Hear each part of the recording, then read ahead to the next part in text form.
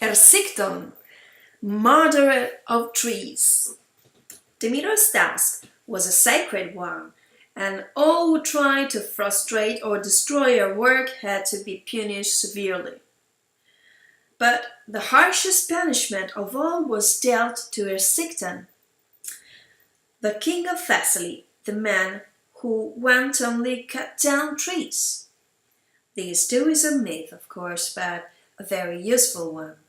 Forests were no less valuable to men in those days than they are today. It was a naval deed to cut down a tree, for people believed in every tree there dwelt a nymph, called a dryad, and that dryad would live only as long as the tree himself.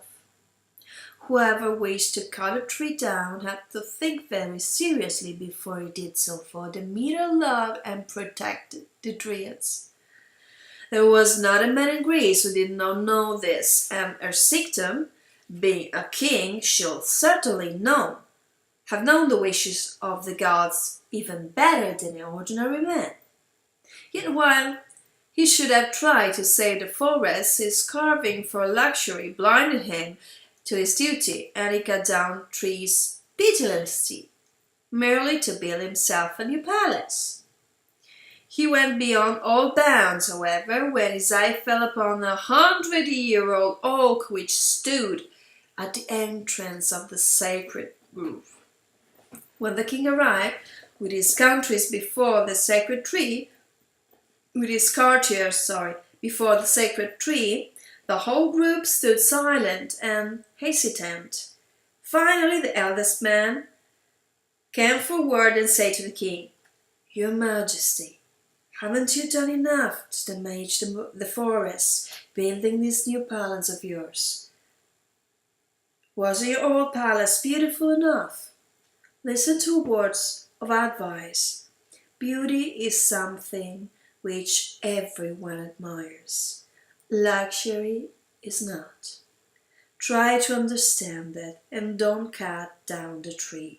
For your own sake, pity the tree that lives there for Demeter." But Ersichton cut him short. "Keep your advice to yourself, old man, and don't think your white hair will protect you. What do I care about dryads or about Demeter? I am protected by stronger gods. Even if Demeter herself lived in this oak tree, I will still cut it down." With these words, he seized an axe from a slave and furiously began to chopping the noble oak. Immediately he did so, a miracle occurred. Blood spurted from the wounded trunk. The onlookers were horrified, and the slave tried to hold the king back. Ersichton turned on the man in fury and killed him, shouting, "There, you dog! I will teach you to warn me about Demeter." And with these words he renewed his attack upon the tree until it toppled beneath his blows, and the dryad in it died. Now the dryad had been more dearly loved than any other in the grove, and her sisters ran in tears to Demeter and told her of the terrible thing which had happened. "See what it did, the beast," they cried, "and hear what he said about you, mighty goddess. Even if Demeter herself lived in that oak, I will still cut it down." He snarled, "And you, dog, I'll teach you to warn me about Demeter." And then he killed the poor slave and cut down the tree, and we lost the best friend we had. The goddess was furious when she heard those words, and immediately thought of a punishment to fit for the hideous crime. Now it was the turn of Ersichton to be pitied, if such men can be said to deserve any pity. This is how he was punished. Demeter ordered to a dryad to go to the distant Caucasus and seek out Paina, the goddess of hunger. The dryad was to tell her that by Demeter's command she should go to Ersichton and breathe their affliction into his body. In an instant the dryad reached the Caucasus and found the goddess of hunger in a cave on a dry, thorny mountainside. Hunger was bony, haggard, and tousled-haired. Her robe was black, and her eyes were sunk deep in their sockets. The dryad recoiled in horror when she saw her, but she soon got her courage back and told her why she had come to the Caucasus. The goddess of hunger obeyed Demeter's command upon the instant, and carried by a whirlwind, she soon reached the palace of Ersichton. Night had long since fallen, and she found him fast asleep. Hunger covered him with her wings, and breathed her poisoned breath upon his face. That was all.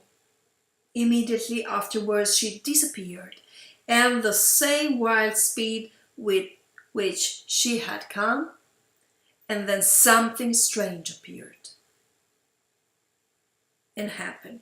Although Ersichton was still fast asleep, his jaws began to open and close because he could see food in his sleep, and although there was nothing in his mouth, he started chewing and swallowing. Suddenly the king woke up. Hunger knew his entrance. He roused his servants immediately and bellowed them to succor the land, dragged the seas and emptied the skies, and to place whenever they could find to eat before him. He gulped food down with pausing for breath, yet the more he ate, the more he complained his hunger. His slaves brought him dish after dish, spilling over with food, and all the while he shouted it was too little, and sent them back for more. Food that would have sufficed to feed whole nations was not enough to fill his stomach. The harder he chewed and swallowed, the sharper his hunger grew. His stomach was like a bottomless pit. The more he tried to fill it, the emptier it seemed. Insatiable pangs of hunger tore his entrails and tortured him all the more, and so his whole fortune disappeared into his stomach without being able to quench the fires that burned there. Finally, when he had gobbled up all his wealth, he lost his kingdom and his followers, and sold his last slave, he found himself left with nothing but his daughter, Mistra, who pitied him, although she surely deserved a better father. This Mistra was so beautiful that the sea god himself, Poseidon, had once fallen in love with her. Now her father, unable to resist his appetite, sold her too. While on her way to slavery, however, Mistra begged Poseidon for his help, and the sea god, who still loved her, bestowed on her the power to change herself in any form she wished. So Mistra became a bird and immediately flew back to her father. And he sold her again. She became a horse and returned once more, and again he sold her. And so she became a heifer, and then he sold her again. Sorry. Ah!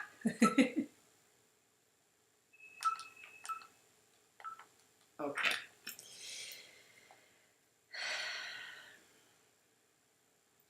Having finally changed herself into a roe deer, she found herself faced by a flood-swollen river which she could not cross. Then Ersichton could no longer control himself. He fell ravenously upon his own flesh and died in horrible agony.